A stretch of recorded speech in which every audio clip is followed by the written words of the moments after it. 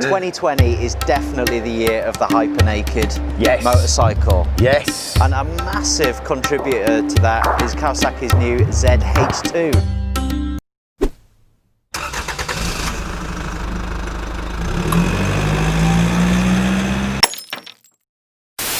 So we've just been talking off camera.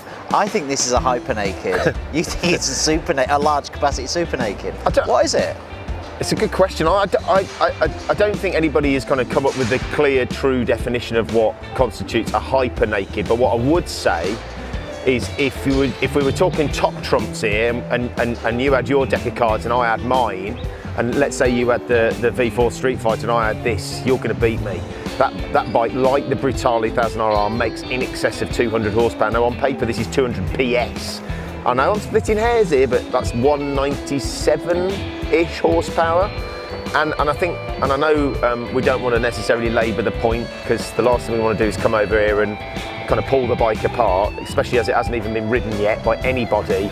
But this is significantly heavier than the other hyper nakeds that are going to be rolling out for 2020. This bike tips in the scales, I think, fully fueled at 240, 238, 239 kilos, which is quite a lot heavier than the equivalent hyper naked. So what you're not taking into account though, Mark, is the massive, and I'm talking about massive amount of torque available, and the fact that all of these bikes, certainly in my opinion, are bonkers anyway. Oh, they're nuts. You know, so whether you're talking like another 2, 3, 4, 5 horsepower, this bike's got enough power to rip your head clean off. And the torque available, right, and with the fact that it's a supercharger, this thing is bonkers. There should not be, I'm sorry, you know, this argument's sake, there should not be this amount of power available on a naked bike, because it's bonkers. To be honest, it's ludicrous that we're even talking 100 foot-pound of torque. Yeah, I mean, it's the same as your average kind of family hatch, maybe more. And you know, obviously a family hatch weighs 1.5 tons. This weighs a quarter of a ton, or less than. And sometimes, you know, you put your family in it as well. Yeah. You know. Well, you can put your family in this, but we'll get to that in a minute. I think it is preposterous, though, isn't it, that we're even talking about this idea of hyper naked. You know, if you go back 5 to 10 years, you know, a bike that made 150 horsepower was incredibly high performance, and pretty much in its entirety those were sports bikes and sports bike only. Now we're looking at nakeds. I rode that Z1000R. Yeah. And I tell you what, that's a bloody fast bike, and that's got 140. Yeah, and of course the most significant difference, and we've touched on it briefly, the torque. So the roll-on performance on this bike. You know, I know we talked about how the V4 Street Fighter in top gear at 60 can out-drag a Panigale. I bet you this thing is just. I mean, and yet obviously that you're into that lazy power. Yeah, and some people are really like that. You know, they're going out for a ride out, whack it into sixth, and just overtake anything. Well, this is going to be the tool for you. And look, we haven't even talked about why, or how rather, that the Kawasaki achieve those types of torque figures. This is a supercharger, a forced induction bike, a proper production induction bike for the masses. Now, you know, obviously Kawasaki have been doing this for a while with the H2, with the H2 SX. You know, but I think in some respects they're a kind of different market. You know, they're priced at north of 20-25,000 quid. Morning. You know, this bike 15 and change. Now there is going to be a ZH2 performance. As yet, we don't know how that's going to be priced, and I'm assuming that'll just have a few more trinkets. But in principle, again, when we talk about hyper nakeds, you know, this is the gateway bike, isn't it? You know, once you've spec'd a Panigale, once you've spec'd a 1290 Super Duke R, and let's not even mention the Brutale 1000RR at 15. Dare I say it? You know, value. It's great value actually when you consider all that, and it's not like it doesn't come with any spec as well. It comes with a great spec. You know, not only are you getting obviously the engine performance, which we've talked about, but you are getting, you know, show a big piston fork. Really good forks on the front and rear. You know, it's got Brembo M4 calipers. That's a strong setup, caliper, and you know, to be fair, you'll need it with that amount of power and weight. You know, but it's still going to stop really well. You just know it will. It comes with a really nice TFT. Actually, I've sort of fiddled around with it. Also, the switch gear on this is really nice. Switch gear is really nice. It has to be. Comes with cruise control. Comes with traction control.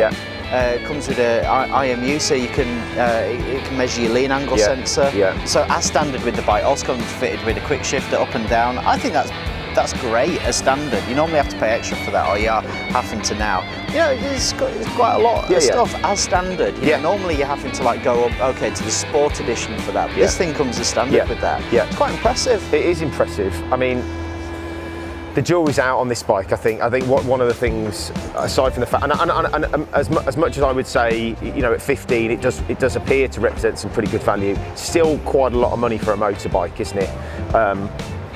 So I don't want to throw all my eggs in one basket and kind of take a definitive position with it. I think we've got to ride the bike before we discover what it's really all about, because I do think, although it makes monster power, the weight can make a huge difference in terms of the characteristics of the way the bike rides. Is it a sport tourer? Is it a sport bike? You know, Kawasaki are placing it as, I think, as a super naked. That's what the spiel says.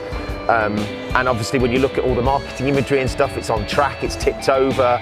But I do think that they're bridging an interesting gap between, you know, sport tour, but they've got a big selection of sport tours. We're going to talk about the new Z1000 SX as well, that's been updated for this year, aren't we? So really just right. And of course, what we haven't talked about is the styling. Well, the way it looks really splits opinion, and you know, when I first I only actually saw the bike a couple of days ago, basically. Despite having worked all of the shows. Yes. You know, you barely get a chance to scratch whatever, but only just got to look at it in the flesh because I saw it in the picture and I thought, God, I don't know how to approach this. Do I come and ride it or bring me harpoon gun? Because it looks like Moby Dick on the pictures. Actually, when you come to look at it in the flesh, it's like, crikey, have they sort of like widened it or something? Because actually in the flesh, it's a lot sleeker, it's a lot sharper, in my opinion. Yeah. And it might not be for everybody, but actually, I quite like the way it looks. I'm going to do my best to get the best visuals afterwards that hopefully does it a little bit more justice. I mean, look, I think there's no doubt that the bike in the flesh is a nicer looking thing than it is when you see it on images. You also have to accept that because of the fact that the bike is a forced induction product, you know, and you've got that big supercharger, the packaging for a bike like this is very, very difficult to do. It has to be different because you've got air induction. You do, and you know what you'll see when you look at the bike in closer details. There is significant sized air intake on the left-hand side of the front of the fairing. And you know, so you've got to create kind of parity from one side. You know, it's got to have balance. It's got to have reasonable proportion. I mean. Yeah, it will split opinion, this bike. I was really super excited to check this bike out in the flesh, and I've got to be honest, I'm still not sure about what I think about its styling. You know, there's an argument to say it might be a tad fussy, but actually the riding position, the bar position is very, very good. And actually, one of the other things that I really like is it does feel very compact. You know, for a bike that packs 200 horsepower, weighs in at 238 kilos, its proportions are very small. So, you know, and we can talk all we like about weight, can't we? But we also know, having ridden multiple bikes of multiple different weights, you can ride a bike that's 230, 240 kilos, and it's fantastic to ride. What was your GS? Yeah, I mean, you're right there at 240, fully, you know, with a bit of fuel in it, easily, and what a brilliant bike to ride. So, you know, look, at the end of the day, we've both owned and ridden a lot of Kawasaki bikes. They know how to put a motorcycle together. They do. They do. And you can kind of approach this thing and just say, yeah, you know it's going to ride well. They will have engineered it as such that it rides well. That weight will be. You know, it's not all going to be sat. No. Because they know what they're doing. No. And good tank range as well. I think we're 19 litres. 19 litres, yeah. What we're going to do with that exhaust, Mark? Because it's chunky. It's like it's a bazooka. Chunky's one way of putting it. Yeah. Chunky's one way. How many of the 238 kilos do you think that exhaust contributes to the weight of the machine as? At least 200 of them. It's a big unit. I don't know whether to use it as a bench. You know, look, jokes aside, you don't know how difficult it is to get a bike like this through the Euro 5 emissions test here. I'm assuming. And I could be wrong here, and I'm sure if you're watching this video, please comment about this, because I could quite easily be wrong. It's happened before. But with forced induction, you know, we talked about how pretty some exhausts are, even under this new legislation. But I'm guessing that there has to be a fair amount of clever technology in this silencer to stop it from failing that test. Well, it's a team of engineers. That's what it is, isn't it? You've got a team of engineers There's 6 in that. Japanese guys in there right now, all holding separate filters. It is massive though, isn't it? No, but look, you know, again, joking aside, it's a really easy fix. You're just going to buy an aftermarket unit, whack it on, and jobs are good. And you would have to assume, again, I mean, that is going to contribute a significant amount to the weight of this bike, isn't it? 100%. It is.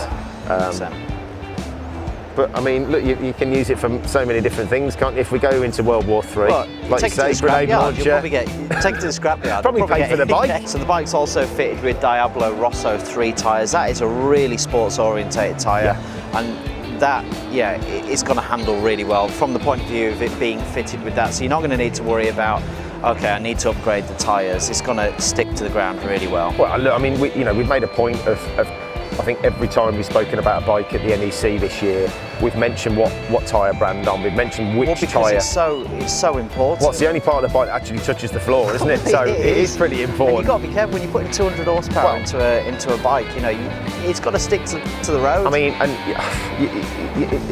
incredibly important, important. It's nice, again, you know, we've looked at KTM, we've looked at BMW, everybody's putting on some pretty honky rubber on their bikes, aren't they? They're not scrimping, you know, they're not giving you some sort of middle of the range. You know, Pirelli Corsas are a very, very good tyre, and that tells you about their intent, doesn't it, as well? It says something in terms of Kawasaki's approach with this bike. So, as always, with a bit of luck and a following wind, we'll get the chance to have a go at this some point in 2020. Fingers crossed. So you guys, you know what to do. Please press the like button if you like what we're doing here. Hit the notification bell, and if you haven't subscribed to the channel, make sure you do that as well, and we'll see you for the next one.